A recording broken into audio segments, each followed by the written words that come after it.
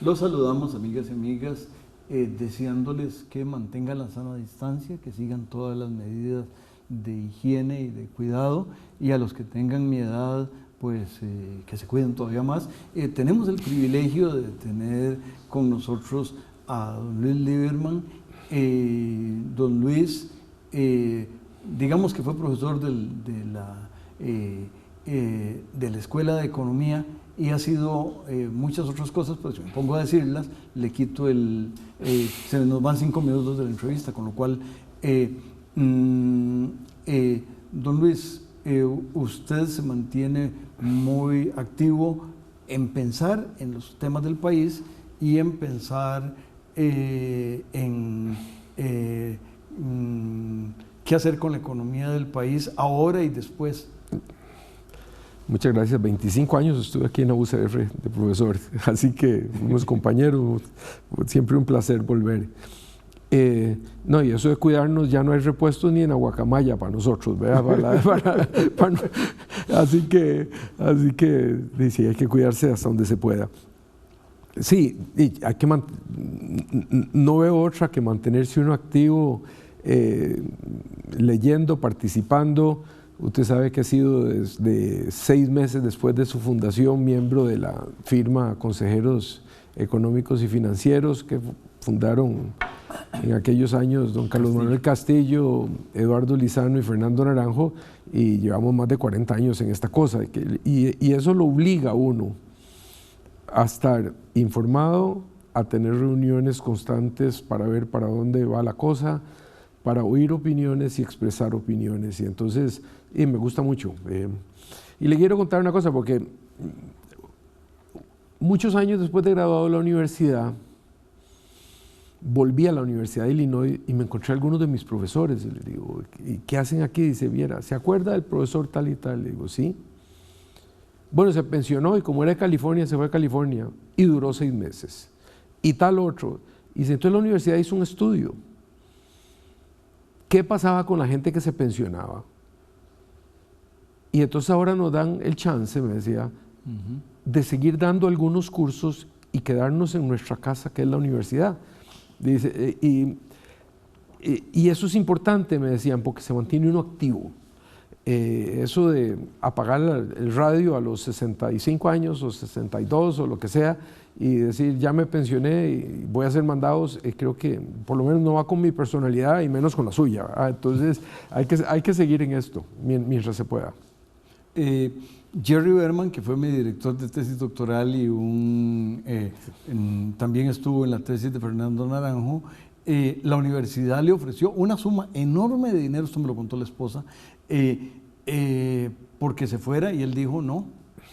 Y ahí sigue, además él, además de economista, en años posteriores se metió de demógrafo y entonces sigue publicando y sigue dirigiendo. Sí, hay que estar activo.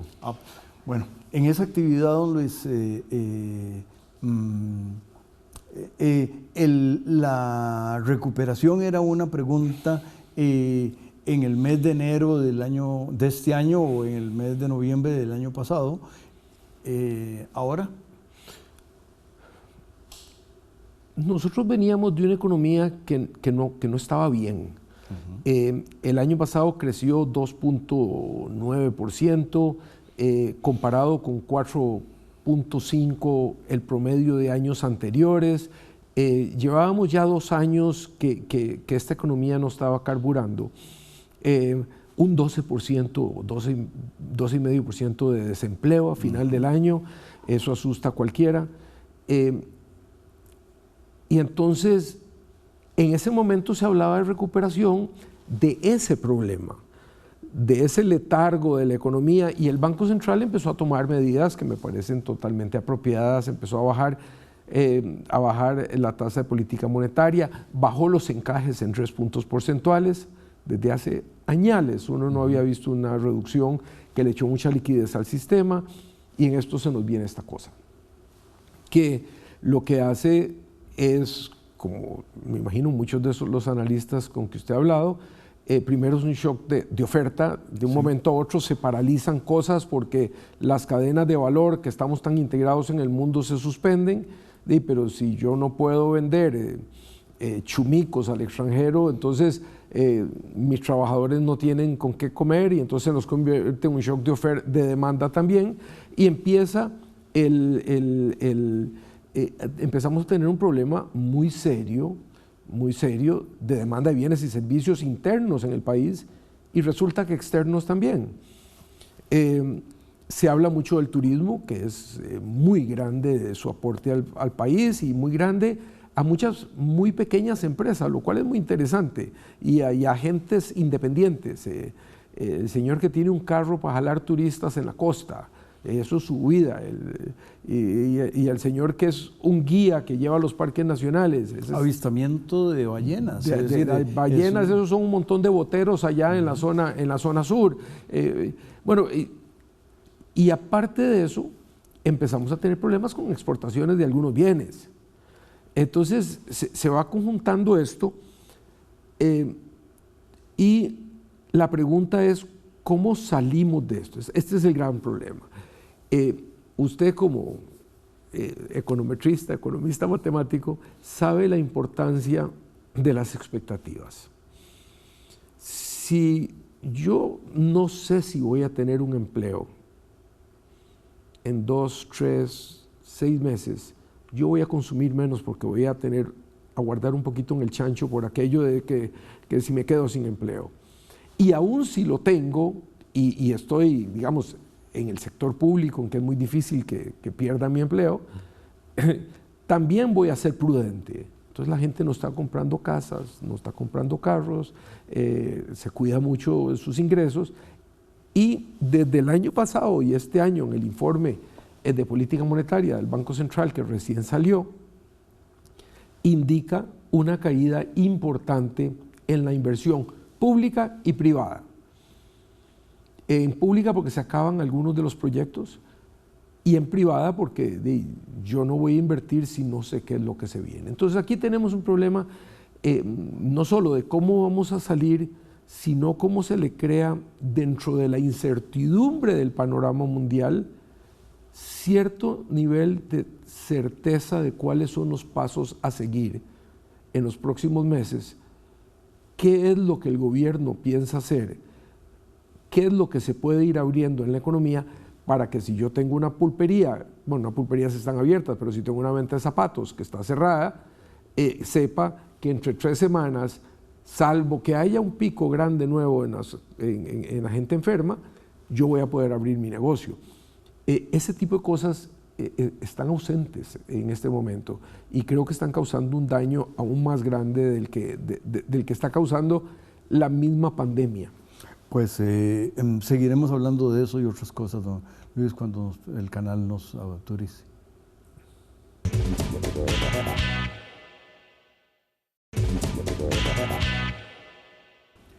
Continuamos conversando con don Luis Lieberman, mi colega, amigo y admirado economista, y él estaba hablando de sitios cerrados. Comentábamos fuera de micrófonos de que aquí por la universidad casi todo está cerrado.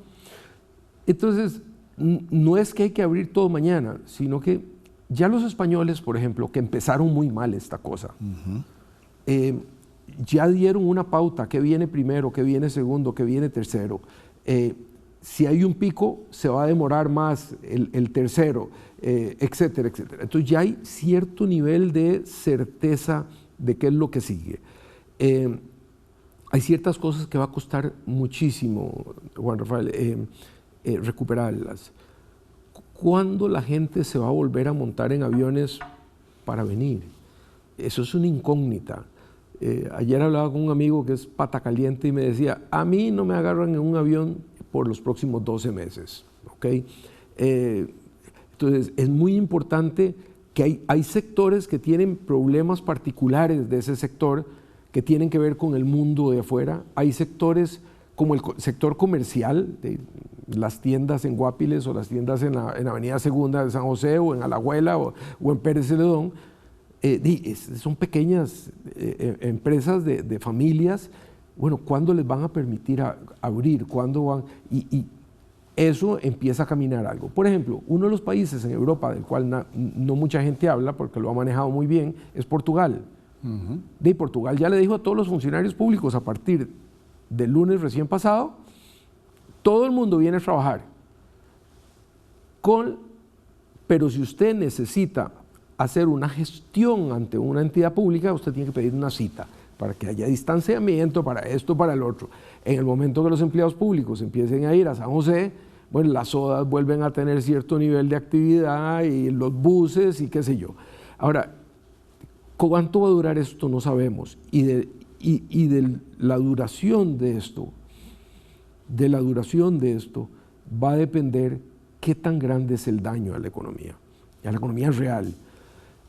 A mí me sorprende, le quiero decir, de algunos profesores universitarios que andan diciendo cosas sobre esto lo tienen que pagar tales y cuales. Yo por 30 años estuve en la banca y lo que veía uno era los estados financieros de las empresas. Y uno se da cuenta qué tan frágiles son las empresas. O sea, a una empresa que la cerrás 2 o 3 meses, es posible que muchas de ellas no puedan volver a abrir. Y entonces no hay que ser tan... Y eso es trágico para el país, porque aquí hay un esfuerzo de una persona, de una familia. Entonces vuelvo al tema de crear un poco más de certeza de hacia dónde vamos. Y eso desafortunadamente no lo oímos en el discurso del presidente y esperamos oírlo en las próximas semanas de los funcionarios de gobierno. Y que creo que ahí es donde está todo. ¿Cuánto va a durar para ver de qué tamaño es el daño que se le está haciendo a la economía? O nadie se la está haciendo a propósito, sencillamente que esta pandemia, como dicen los aseguradores, este acto de Dios, nos trajo. Mankiw, el economista ex asesor en Washington y en otros lugares, y autor del libro de texto, el otro día usó la frase recesión por diseño, porque esta de alguna manera no fue un acto de Dios, pero una vez que se empezaron a tomar medidas, se diseñó eso. Pero por el otro lado, se tiene ahí Suecia, o los países que tomaron medidas tarde, y entonces son los número 1 y número 2, la escala de los países con más muertes y con más afectaciones son los que se anduvieron tarde en las medidas. Entonces, que había que hacerlo, pero el asunto es este, y me parece muy bueno esto que estás diciendo. Los empresarios no son unos tipos malvados que para chupar sangre a los trabajadores y a los que les compran salen todos los días.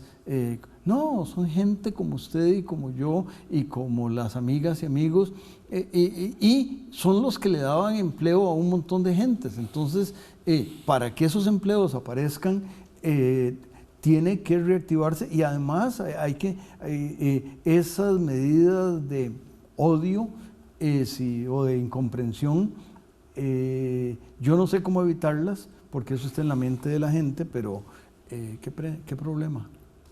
Bueno, y aparte, tener lo que llaman ahora la asincronía, que no todos los países van a arrancar al mismo tiempo. Entonces, China está arrancando, pero no tiene quien venderle. ¿Okay? Una parte importante de sus exportaciones, Estados Unidos está cerrado, Europa está básicamente cerrado, aunque van a empezar a abrir estos días, no sabemos qué significa esa apertura. Entonces, este país que exporta más o menos en bienes como el 30%, 35% de su Producto Interno Bruto, esa sincronía hace que no todos los productores puedan volver a poner sus productos en los mercados internacionales. Le voy a dar un ejemplo. Tengo un buen amigo que es piñero, y hablaba con él y me decía, de un momento a otro, me dijeron, no corte más, o sea, no me entregue más porque en Europa no están comiendo piña. Dice, ¿por qué no están comiendo? Porque la gente está comiendo lo básico, no va a ir a buscar. Dice, y entonces no tenemos, si la mandamos ya no hay quien la compre. Entonces Europa arranca, podrá él volver a mandar sus furgones de piña y podrá algunos de los servicios que se han parado en Costa Rica. Hay otros, todo lo que tiene que ver con implementos médicos está muy bien, pero esa sincronía nos crea una incertidumbre adicional de cuándo es que va a arrancar toda la economía internacional. Solo una estadística, la predicción o el pronóstico es que el comercio internacional se va a encoger este año. El comercio internacional crece en promedio entre 4 y 4,5%. Este año se va a encoger entre un 13 y un 30%. ¿Okay? 20% del comercio nuestro es con Centroamérica, 22% con Europa, 40 y pico con Estados Unidos. Ninguno de esas zonas están como muy bollantes en este momento. Entonces, eso nos va a afectar también. Ahora, uno lo que esperaría es por lo menos pasos importantes para aliviar, que la gente empiece a tomar cierto nivel de normalidad en las actividades que pueden tener normalidad. Nosotros tendremos normalidad en unos minutos cuando el canal nos los indique.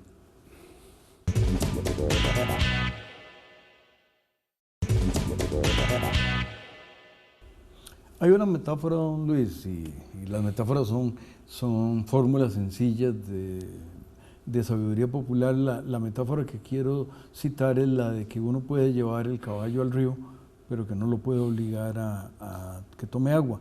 Y me parece que algunas de las medidas en el sector financiero se han planteado un poquito eso, y además ha habido un cierto fervor en mostrar los padres de la patria que están activos y están aprobando algunas cosas que, bueno, para decirlo con todas las palabras, el Banco Central ha opinado que no debiera haberse aprobado de esa forma. Cuéntenos un poco. Ok, primero, esta recesión, interesante eso, que es una recesión, ¿cómo fue por diseño? Por diseño, agarra al país con un sistema financiero bastante fuerte. A pesar de toda la discusión que tuvimos el año pasado, ¿se acuerda?, sobre el endeudamiento de las familias, en los bancos habían hecho provisiones, están bien capitalizados, aún si se les viene, tengan que hacer provisiones adicionales, los bancos están bien desde el punto de vista de su fortaleza. No va a ser un año bueno para ellos, ni mucho menos, y hay liquidez en el sistema. Si no podemos llevar el caballo, podemos llevar el caballo al río, pero no obligarlo a que tome agua. Pero lo que ha hecho el Banco Central de echarle liquidez al sistema ha ido bajando las tasas de interés de los créditos vigentes en el sistema, con algún rezago, y usted sabe que la política monetaria tiene un rezago importante, pero ya las familias empiezan, y las empresas empiezan a sentir que su cargo de intereses se ha ido reduciendo en el tiempo. Para vivienda, para automóviles, para empresas en general. Ahí hay un problema con las tarjetas de crédito, que no entremos porque ya yo tengo mis propios sesgos, cómo se maneja eso. Pero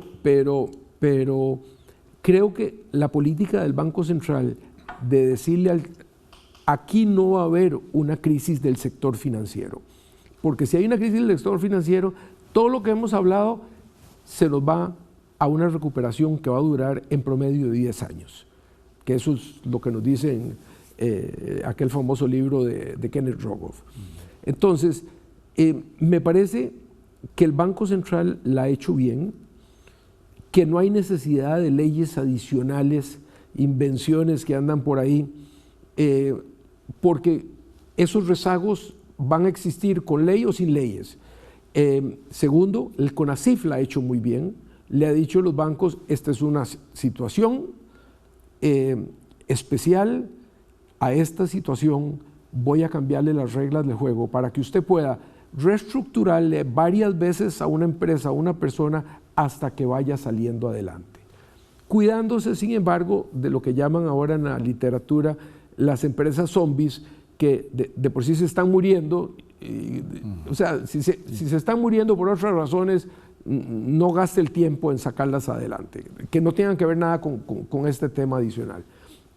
Entonces yo veo que el sistema financiero no la está haciendo mal, hay mil discusiones, pero yo creo que ahí, salvo que esto dure 2 o 3 años, que entonces habría que tomar otro tipo de medidas, afortunadamente nos toma al país con un sistema financiero sano y con el Banco Central haciendo lo que un Banco Central hace.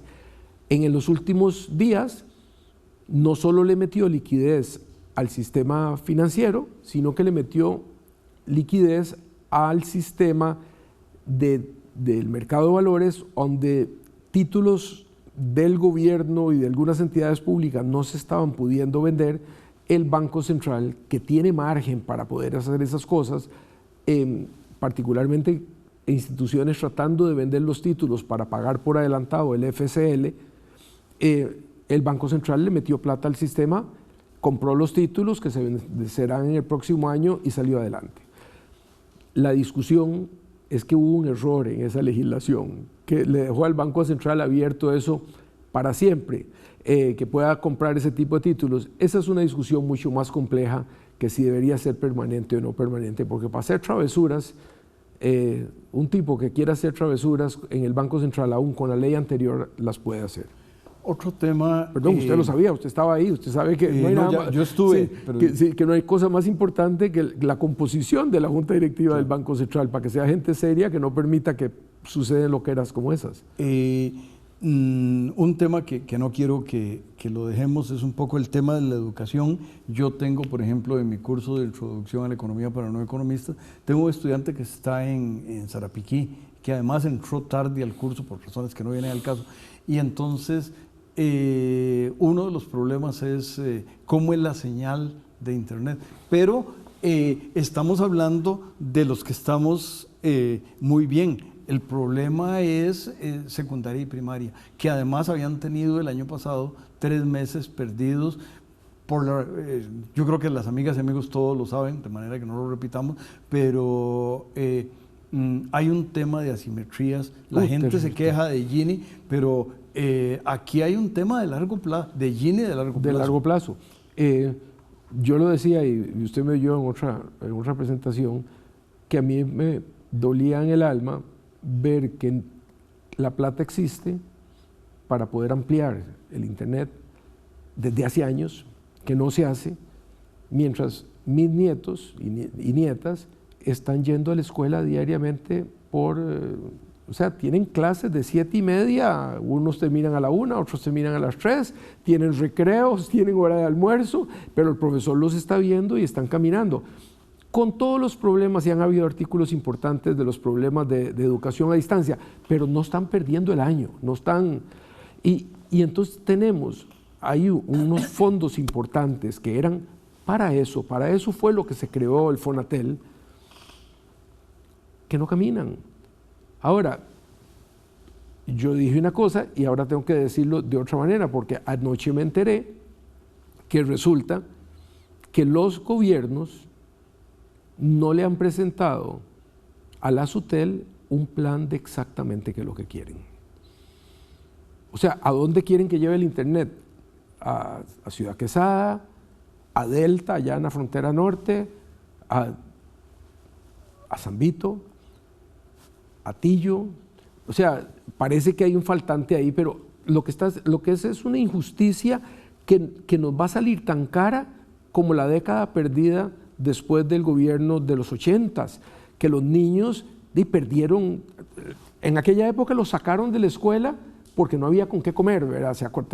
Los que vivimos 78, esa época sabemos que, y Leonardo Garnier constantemente nos saca las estadísticas y nos dice, vea lo que pasó, esa es la gente que no puede conseguir trabajo, porque no se educó. Nos está pasando lo mismo cuando los fondos están disponibles, y a mí me parece que eso es un pecado con los niños que no van a escuelas privadas en este país. O sea, me parece que eso no tiene justificación, eso debería ser un programa de emergencia, deberíamos poner de alguna manera a las escuelas, todas las escuelas públicas, de alguna manera u otra, a que los niños estén recibiendo clases a distancia, y si no, que ojalá que pronto puedan volver a las clases. Pero en este mundo que sabemos que vamos a seguir con esta cuestión de pandemias de tiempo en tiempo, ya es hora que no haya diferencias entre colegios públicos y privados. Sí, y por ejemplo, ya que estamos en televisión, en un país latinoamericano, no viene el caso cuál, cogieron la televisión oficial y le están dando clases todo el día. Es bastante peor que las cosas que se pueden hacer con interacción, pero si no se está dando nada, eso podría ser una salida, y no se está haciendo. Y es que yo llegué un día a casa de un hijo y vi un nieto haciendo ejercicios, y le digo, hey, ¿no tiene clases? Me dice, ahí está el profesor viéndome, está la clase de gimnasia. Bueno, okay. Con esa clase de gimnasia de su nieto, don Luis, le volvemos a agradecer. A las amigas y amigos les pedimos que mantengan la sana distancia y todas las medidas de higiene, y quédense con Canal UCR, donde aquí hacemos la mejor televisión que podemos hacer para ustedes. Gracias, don Luis. Gracias.